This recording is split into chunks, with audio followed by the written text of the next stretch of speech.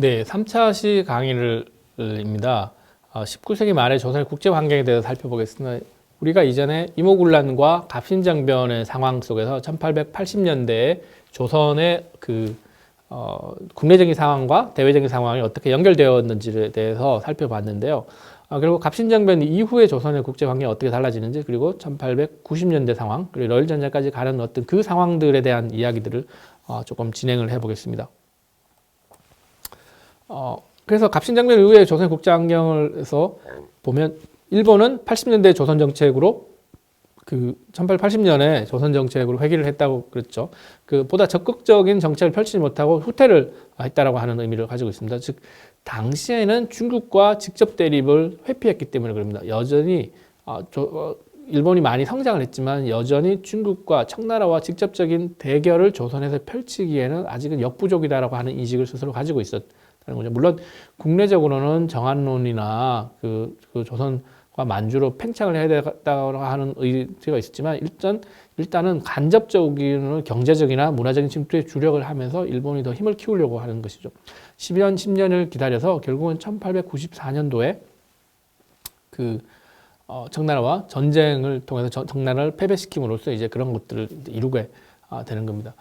결국 갑신정변, 이모군란과 갑신정변 이후에, 특히 갑신정변 이후에 조선 내에서 일본 지지 세력을 소멸하게 되는 거죠. 개화파 세력에 설익은 어떤 정책들을 지원을 해서 갑신정변을 일으켰는데 그것이 3.1천하로 끝이 나면서 일본이 지원하고 있었던 그런 정책이나 세력들의 지지 기반이 다 없어지는 것이죠.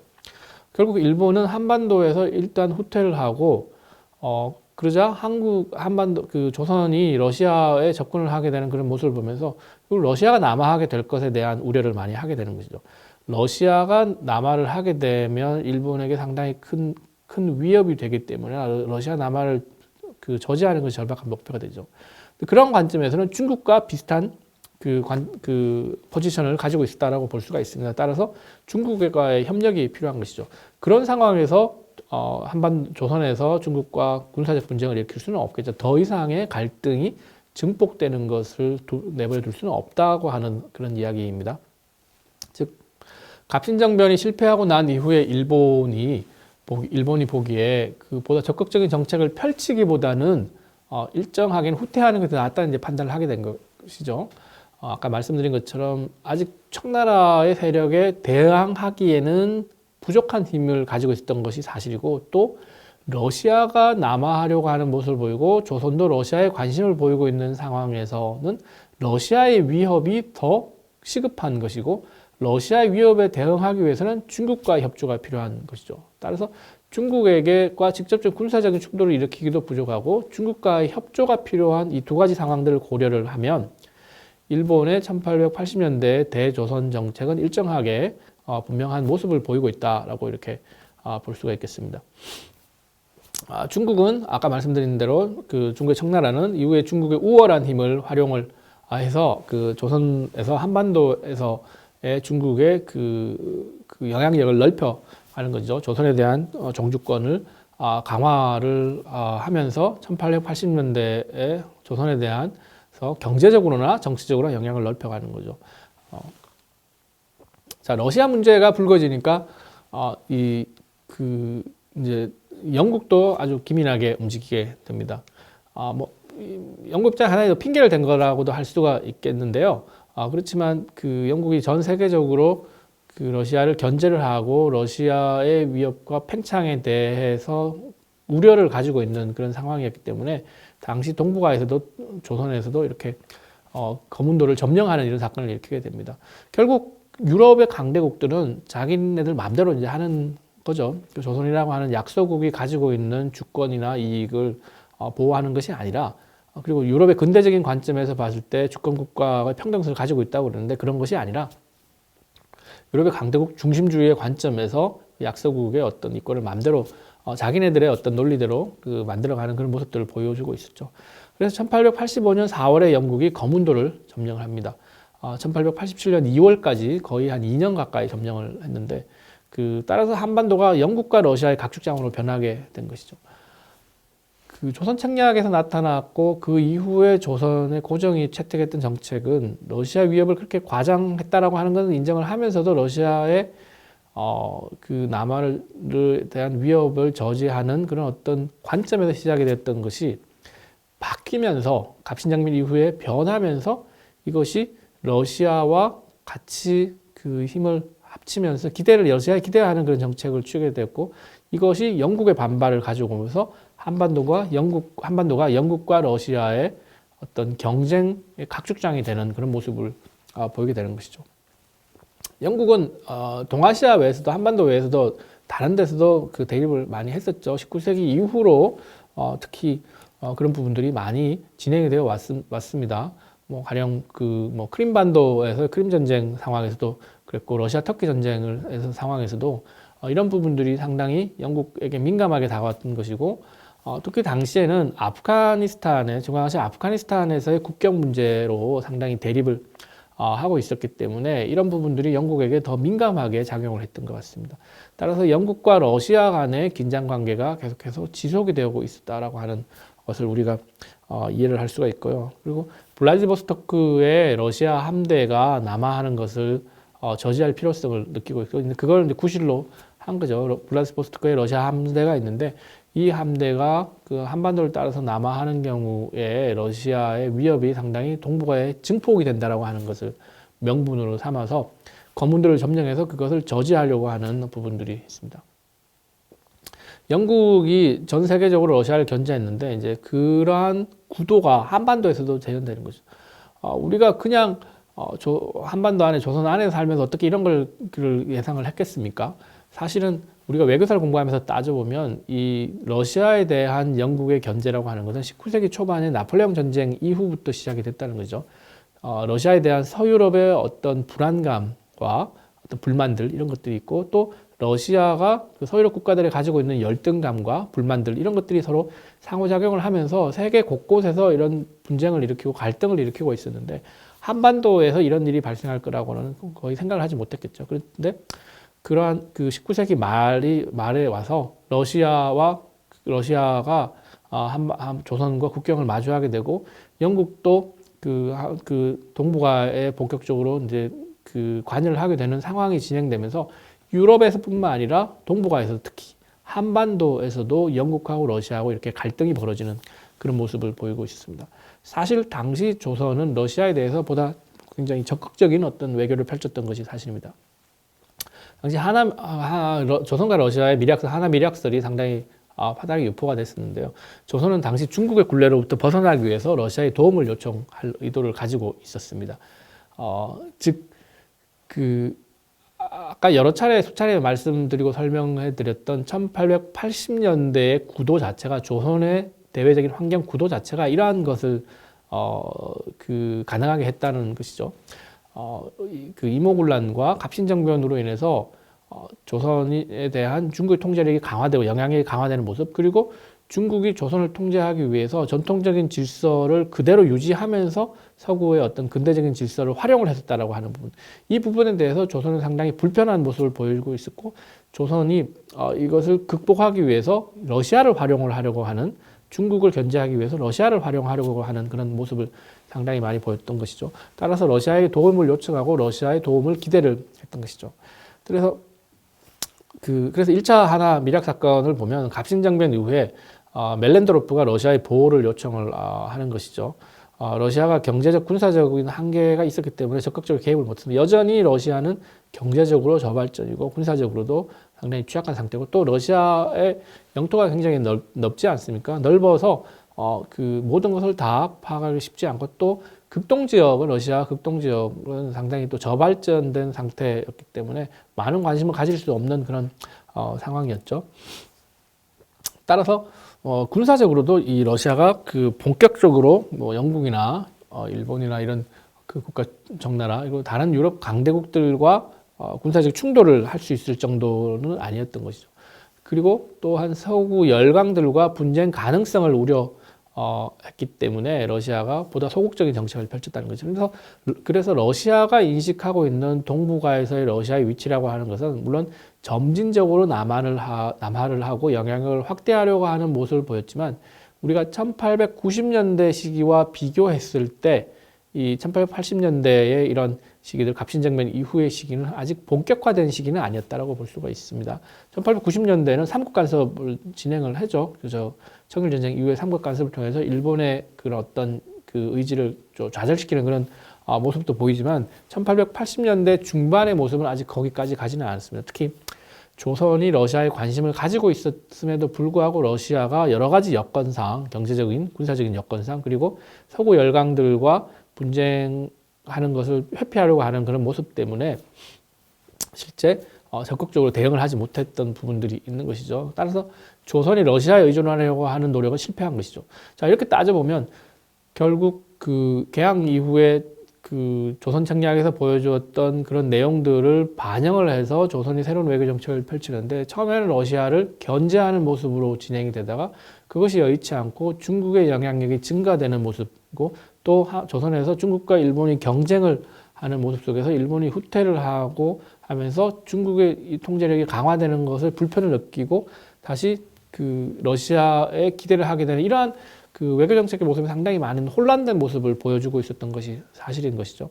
결국 이러한 이 과정에서 조선의 1880년대가 그렇게 외교적으로 그렇게 완성된 상태가 아니었고 또한 굉장히 그 취약한 상태에서 상당히 어려움을 겪을 수밖에 없는 모습이었고 그것이 1890년대로 이제 넘어가면서 이런 부분들이 보다 더 많이 나타나는 것이었다라고 이렇게 볼 수가 있습니다.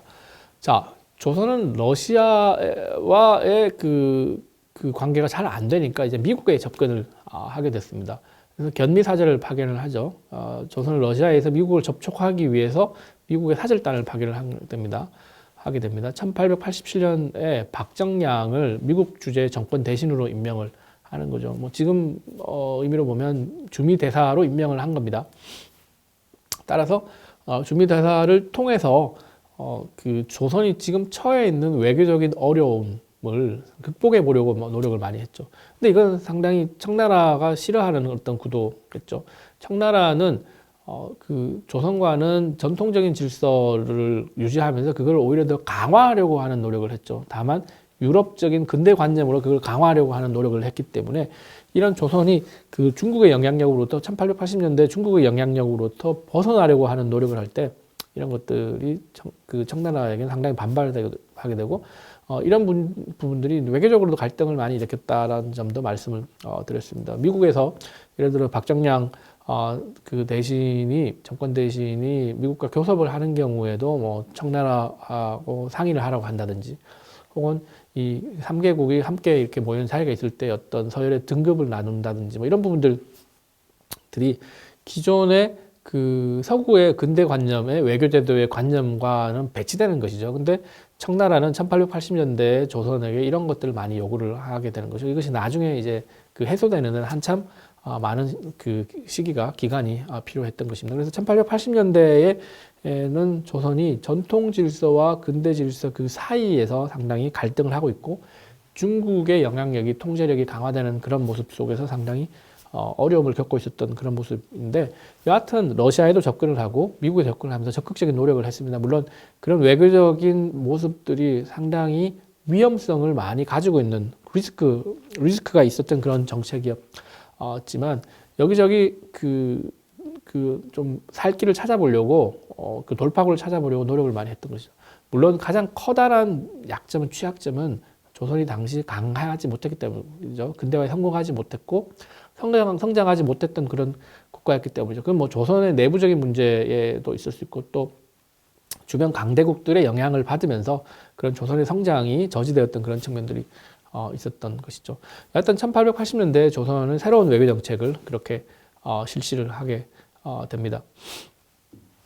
조선은 갑신정변 이후에 강화된 중국의 지배를 벗어나기 위해서 열심히 노력했다라고 하는 것이 1880년대 모습이고 그렇지만 그 일본이 후퇴한 상태에서 중국은 통제를 강화하려고 하고 했다는 것이 여전한 또 현실 1880년대의 현실이었다고 볼 수 있습니다. 그 과정에서 러시아 및 미국에 접근하려고 하는 정책을 취하였으나 결국 실패하였고 그래서 결국 조선의 1880년대 외교 정책은 그렇게 성공적이지 못한 상당히 혼란된 그런 정책이었다. 그래서 그것이 이후에 그 1890년대 혼란에까지 연결되는 부분이다라고 이렇게 말씀을 드릴 수가 있겠습니다. 자, 그래서 1880년대, 1890년대, 1900년대 이렇게 쭉 조선 주변의 국제정세 살펴보면 이렇게 쉽게 이해가 될 것 같습니다. 다시 한번 살펴보면 개항이 있었던 1876년 이후에 임모군란이 1882년도에 있고 갑신정변이 1880년도에 있고 청일전쟁이 1894년도에 벌어집니다. 러일전쟁이 1904년도, 5년도에 벌어지게 되는 거죠. 이 시기를 거치면서 조선의 19세기 말에 그 국제 환경이 이제 변하게 되는 것이었죠. 1880년대에는 중국의 새로운 조선 정책을 통해서 근대적 개념으로 전통적인 영향력을 유지하려고 노력을 했던 시기였다고 말씀을 드렸습니다. 그렇게 요약을 할 수 있겠습니다. 그리고 중국과 일본이 경쟁을 하다가 중국이 우위에 선 그런 어떤 시기였다라고 볼 수가 있겠습니다. 자, 임오군란 이후에 일본이 일부 후퇴하게 되고 갑신정변으로 일정한 다시 반격을 시도했지만 그것이 여러 가지 국제 환경상 혹은 조선의 국내 환경상 그것이 받아들여지지 못하고 유지되지 못하고 좌절되었고 따라서 그 1880년대에 중국과 일본의 경쟁에서는 중국이 우위에 서게 되는 그런 모습이었다는 거죠. 그 개항 초기에 상당히 일본이 그 무역에서 조선과의 무역에서 잘 나가다가 결국 80년대 다시 그 중국에게 역전당하는 모습들도 이러한 국제 정세와 조선 국내적인 정세, 전통적인 질서 속에 다시 돌아가려고 하는 그런 모습들과 연관이 많이 되어 있는 거죠.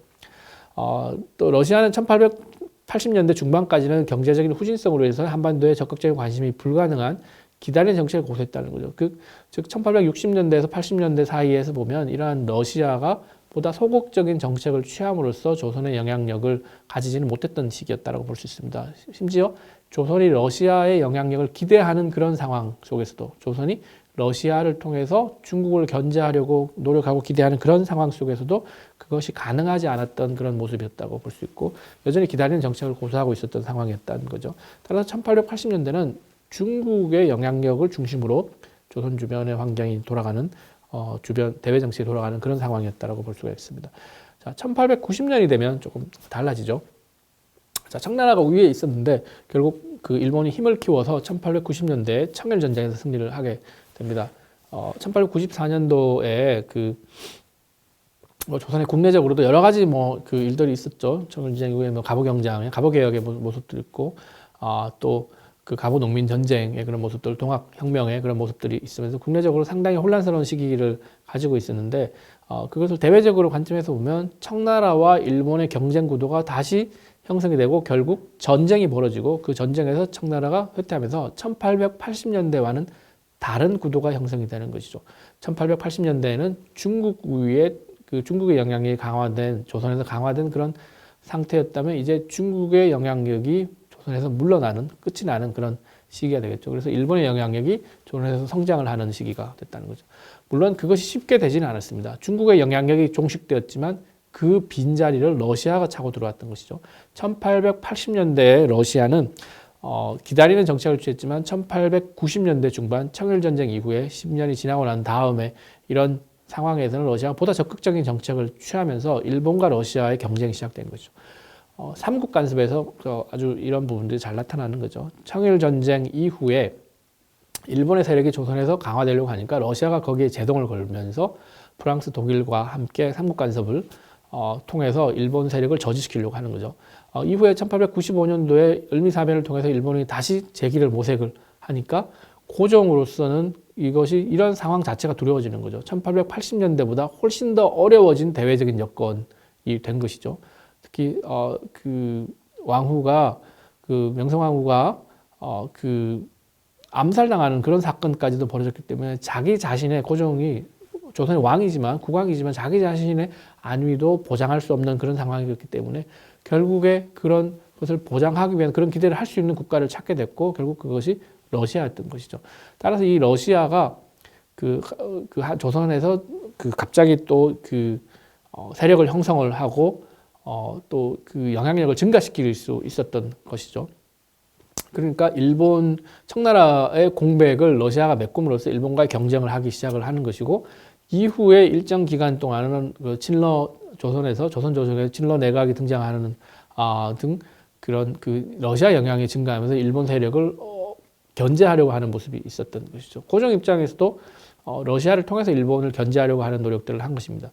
그런데 생각을 해보면 결국 러시아의 영향을 받고 일본의 영향을 받고 이런 부분들이 자꾸 반복이 되는 모습이었고 결국 그 조선의 어떤 자주적인 모습들을 상실하게 되는 것이었기 때문에 고종이 이제 다시 환궁을 해서 대한제국을 세우면서 보다 자주적인 어떤 정책을 펼치겠다라고 했는데 아시다시피 조선이 그럴 만한 힘이 별로 없었던 것이죠. 그리고 그 이후에 이제 러시아와 일본이 결국 전쟁을 벌이게 됨으로써 또다시 한반도 주변이 그 강대국들의 전쟁터가 된 것이죠.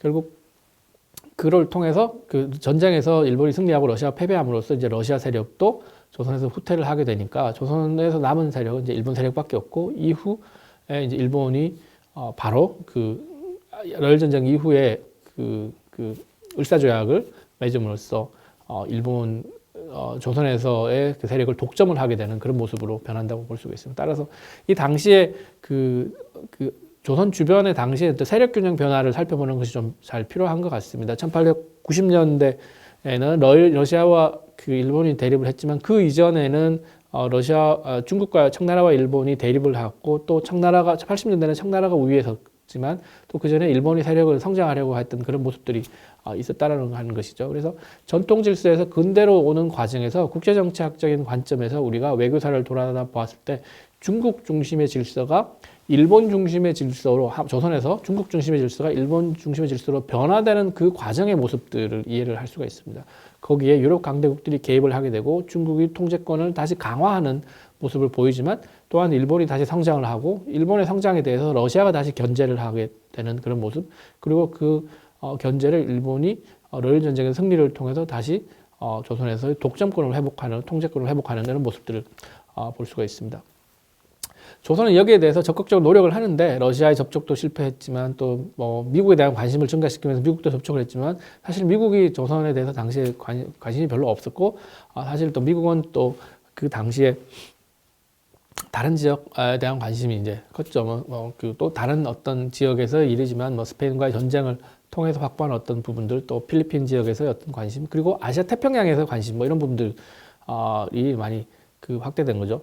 아직은 일본의 세력이 한반도에 진출했지만 아직은 미국을 위협할 정도가 아니었기 때문에 관심이 없었는데 일본 세력이 이제 만주로 진출을 하고 동남아시아 진출을 하면서 미국의 세력권과 다시 충돌을 하게 되죠. 이제 그것이 나중에 2차 대전 때 아시아 태평양 전쟁에 가게 되는 계기가 되고 아직까지는 아니었지만 이후에는 미국이 이제 일본을 견제하게 되는 그런 모습들을 볼 수가 있습니다. 여하튼 1890년대 중반 이후 일본의 세력이 성장을 하게 되고 그리고 러일 전쟁을 통해서 러시아가 패배하면서 일본이 성장하면서 한반도에서 이제 일본의 패권이 이제 본격적으로 시작되는 그런 시기였다고 볼 수가 있겠습니다. 네, 오늘 강의는 여기서 마치겠습니다. 감사합니다.